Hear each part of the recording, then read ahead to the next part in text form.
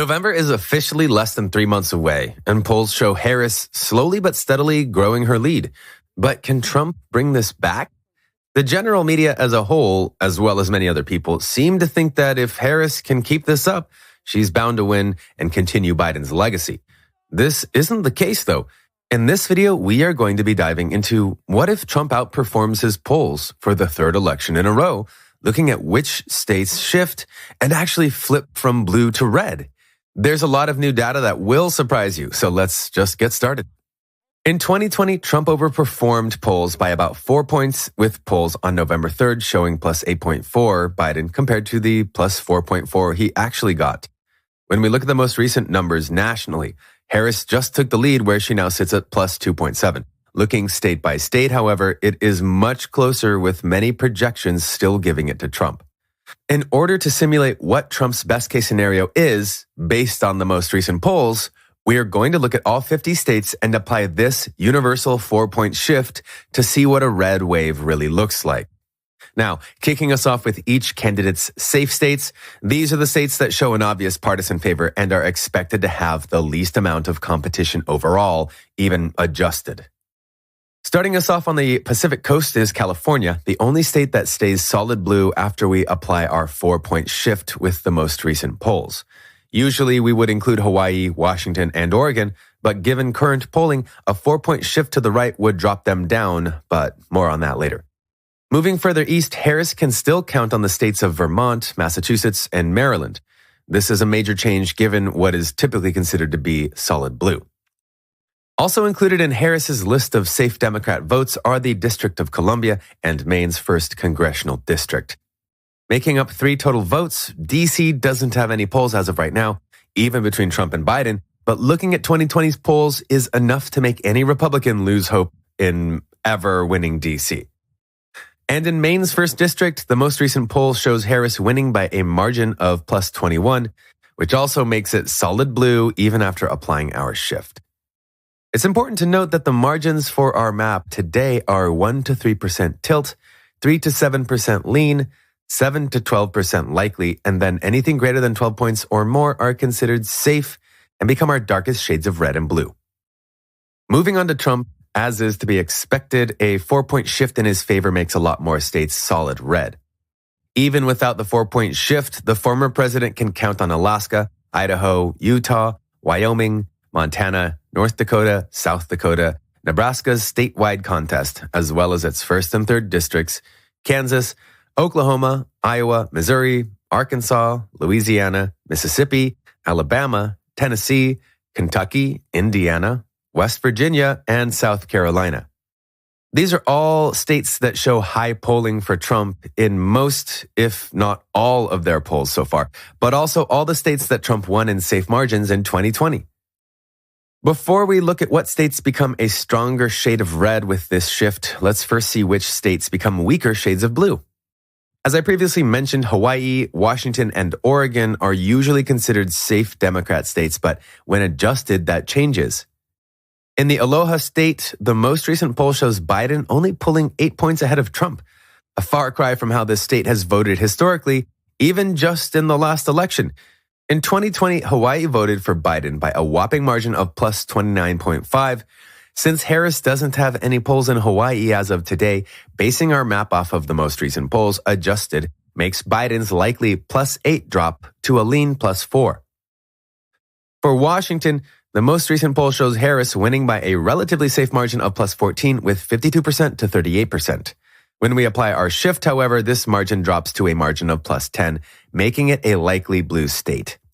While I don't think any of these coastal states will end up flipping given their history, with this margin, Washington is the least likely in my opinion, but I guess we'll just see come November.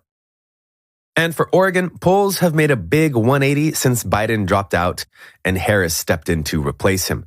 Even though there are only 2 polls, both show the same margin of plus 5 in favor of the current vice president. Adjusting 4 points to the right, however, turns these lean margins into tilt ones of just plus 1. Because of this, Oregon becomes our first tilt Democrat state. Moving further east are the states of Colorado and New Mexico. Most map predictions have either one or both of these as safe, or as highly likely Democrat, since in 2020, both voted for Biden by margins of 10 points or more. When you look at recent polling, though, it doesn't look like the margin will be that big this time around. In Colorado, there aren't any polls with Harris as of the making of this video, but the last poll between Trump and Biden shows Biden winning by a margin of 10 points.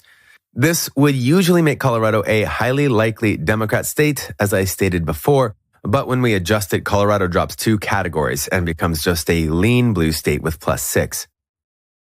As for New Mexico, the most recent numbers are between Trump and Harris, and they show Harris winning by a margin of +7, which is much better than how close it got for Biden in his last poll with +1.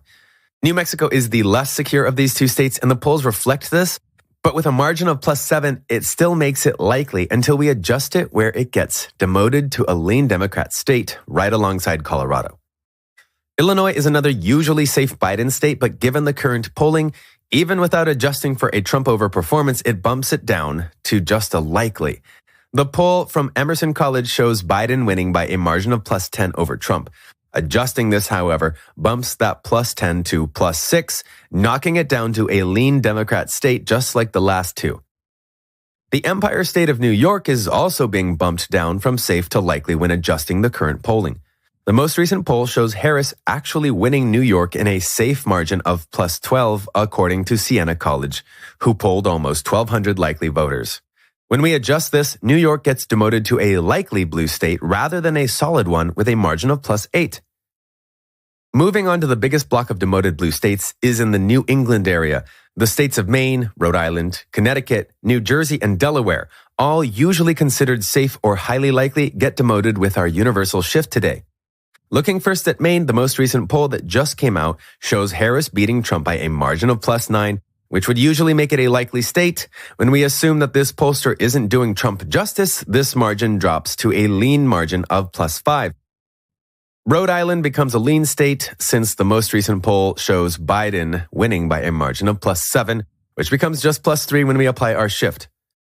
Connecticut also becomes a lean state since the most recent poll shows Biden winning by a margin of +9, which drops down to +5.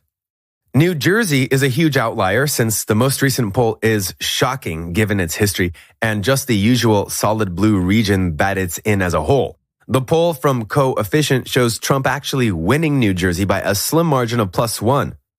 I don't think New Jersey would realistically end up flipping, especially because it voted for Biden in 2020 by a margin of +15.9, and on top of that, it has been even bluer in the past. But in this scenario, and with this poll being the most recent, New Jersey becomes a lean Trump state with a margin of +5.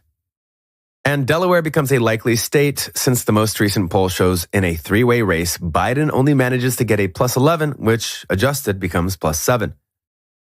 Now moving to the states that become a darker shade of red with our scenario today. These 3 states are Texas, Florida, and Ohio. All of these states have very different histories, but find themselves in almost the same situation this election. In the Lone Star state of Texas, Trump is ahead of Harris by a margin of +7, according to the latest poll from ActiVote. Many Democrats hoped that Texas would be blue by now given its overall trend to the left in recent years, but when we adjust this likely margin of +7, it becomes +11, cementing its status as a likely Trump state. In the Sunshine State of Florida, things have been getting much closer since Harris stepped in for Biden. The most recent poll shows Trump still winning, but by a margin of +5, which is much lower than most other polls we've seen here so far. In a situation where Trump ends up outperforming his polls, however, this margin becomes +9, making Florida a likely Republican state. And in Ohio, home state to Trump's running mate, J.D. Vance, the most recent poll shows Trump winning by the biggest margin we've seen yet in this section with +10. When we adjust it, however, this margin grows to an impressive +14. Because of this, we can add Ohio to Trump's list of solid red states. Maine's 2nd congressional district can be added to this list, even though prior to this most recent poll, it was already considered a solid red state.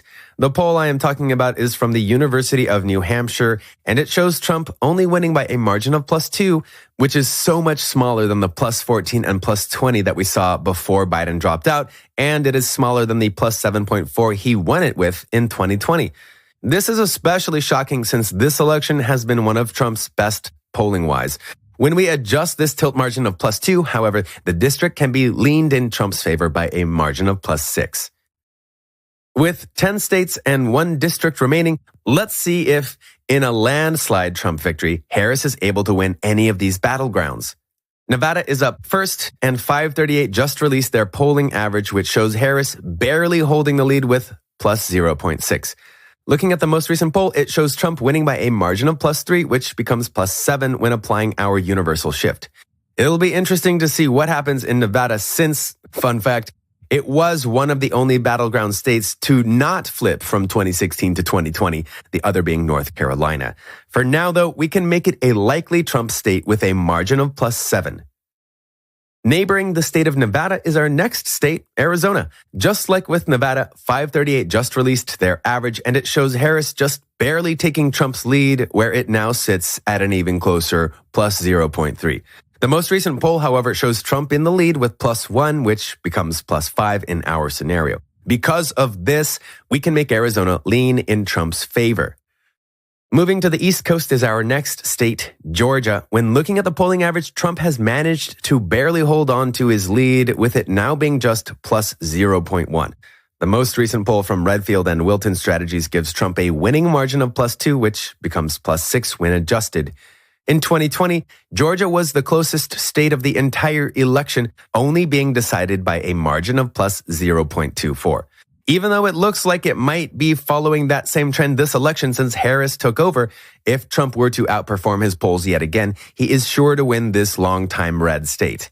For now, though, with a margin of +6, we can make Georgia lean to the Republicans. Next up is North Carolina. Unlike the other swing states we've already covered, 538 doesn't have an average as of the making of this video. But looking at the most recent poll, Trump and Harris are tied, with both candidates getting 46%. Usually this would make it a toss-up state. In our scenario, however, we can lean it in Trump's favor since shifting at 4 gives the former president a winning margin of +4. Just north of North Carolina is the state of Virginia, an unexpectedly close state this cycle. Virginia doesn't have an average available just like in North Carolina, but recent polls are shocking. The most recent poll shows Trump ahead of Harris by a margin of +4, which becomes +8 in our scenario. It's not often you see Virginia polling this far to the right, but for now, we can make it a likely Trump state. Next up is one of the most loyal Democratic states for the last 50 years, Minnesota. Despite it being one of the longest Democratic voting states in the country, its blue status is closer than ever before. Looking at the most recent polling, it seems picking Tim Walz as her running mate has paid off, since Harris is ahead of Trump by a margin of +5. When we adjust this, however, her lean margin of +5 drops to just +1, making Minnesota a tilt Democrat state. Before we look at the closest and most contested states this election, let's quickly look at Nebraska's 2nd congressional district and the state of New Hampshire. In Nebraska's 2nd district, the most recent poll, which is between Trump and Biden, puts this race at a tie, with both candidates getting 42%. When we adjust this, Trump wins by a margin of +4, making this usual toss-up vote a lean Republican one. And in New Hampshire, the most recent poll from Emerson College shows Harris winning by a margin of +6. In our scenario, though, this drops down to +2, making New Hampshire a super close tilt Democrat state. And now, the Rust Belt states. These states usually vote all together, and since they are usually split down the middle politically, they become some of the most important and most campaigned-in states of not only past elections, but also this one. Starting us off is Wisconsin, one of the closest states this election in polling so far. As of today, Harris leads in 538's polling average by a margin of +3.3. The most recent poll, however, shows Harris ahead by an even larger margin of +9. When we adjust this, Wisconsin becomes a lean Democrat state with +5. Moving right along, the Rust Belt is the state of Michigan.